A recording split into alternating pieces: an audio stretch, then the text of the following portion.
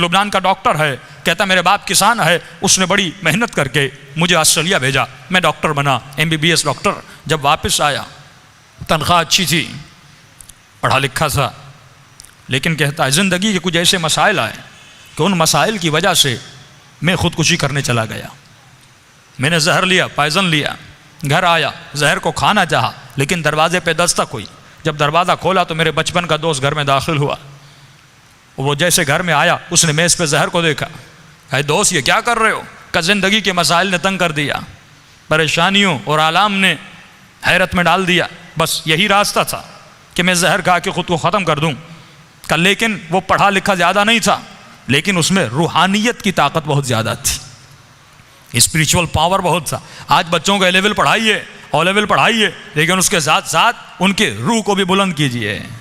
آج ساری توجہ اس پر ہے کہ بچوں کو انجینئر بنانا ہے، ڈاکٹر بنانا ہے۔ ہاں بنائیے، اہل بیت منع نہیں کرتے۔ فرمایا ربنا آتنا فی الدنیا حسنہ وفی الآخرۃ حسنہ، جتنا اس کی اسکولنگ کا خیال کرتے ہو اتنا ہی اس کی آخرت کا خیال کرو، کہ یہ قدر ہے، یہ احساس ہے کہ بھائی میرا بچہ مہنگے اسکول میں پڑھ رہا ہے، مہینے کی فیس 20,000 دے رہا ہوں، 10,000 دے رہا ہوں، تو مال دنیا کی خاطر یہ ماں اٹھنا نہیں چاہتی، یہ باپ اٹھنا نہیں چاہتا، لیکن صبح کو اپنے بچے کو ٹائم پہ اٹھاتا ہے۔ یعنی اس کی دنیا کی تو فکر ہے، لیکن یہی بچہ آخرت میں نماز نہ پڑھنے کی وجہ سے جب جہنم میں جائے گا، اس کا پورا بدن جہنم کی آگ میں جلے گا۔ کہ قبر کی پہلی رات مولا فرماتے ہیں اتنا فشار قبر ہوتا ہے کہ ہڈیوں سے ماں کا دودھ نکلنے لگتا ہے، لیکن اس بچے کو نماز کے لیے نہیں اٹھانا، اس بچے کو اسکول تو بھیجنا ہے، ڈاکٹر تو بنانا ہے، انجینئر تو بنانا ہے، لیکن مولا فرماتے ہیں وہ علی کا شیعہ نہیں جس کے وجود میں غیرت الہی نہیں۔ بچیوں کا حجاب کا خیال رکھا کرو، ان کی عفت کا خیال رکھا کرو۔ کہ مجلس حسین میں آ کر اس بات پر رویا جاتا ہے کہ بی بی زینب کی چادر کو لوٹا گیا، لیکن اپنی بچیوں کے حجاب کا خیال نہ رکھیں، اپنے بچوں کی غیرت کا خیال نہ رکھیں۔ فرمائیے کب ہوگا؟ جب تمہارے ضمیر بیدار ہو جائیں گے، جب تمہارے دلوں میں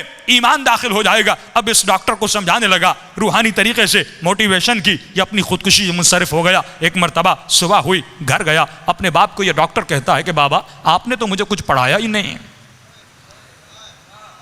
آپ نے تو مجھے کچھ سکھایا ہی نہیں۔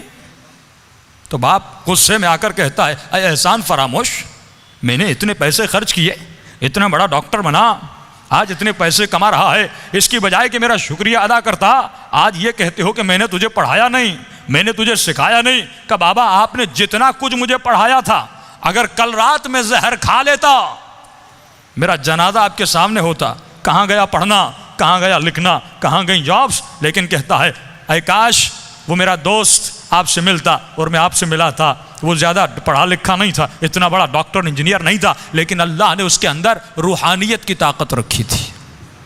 کتنے مصائب و آلام آئے اہل بیت پہ، اہل بیت نے کبھی خودکشیاں نہیں کی، وہ کبھی ڈپریشن میں نہیں گئے، وہ کبھی پریشانیوں میں نہیں گئے۔ ہم کیوں پریشان ہو جاتے ہیں؟ کیونکہ ہماری روحانی طاقت بہت کم ہے، ہمارا اسپریچول پاور بہت کم ہے۔ میں کہوں گا مولا یہ طاقت کیسے بڑھے گی، یہ پاور کیسے بڑھے گا، یہ روحانیت کیسے بڑھے گی؟ تو یہی آیت الا بذکر اللہ تطمئن القلوب، فرمایا ہمیشہ اپنی زبانوں کو ذکر پروردگار عالم میں مشغول رکھا کرو۔ آج یہ زبان ذکر خدا میں مشغول نہیں۔ دیکھیے اذکار کا بہت فائدہ ہے، ذکر خدا انسان کو یاد خدا میں رکھتا ہے۔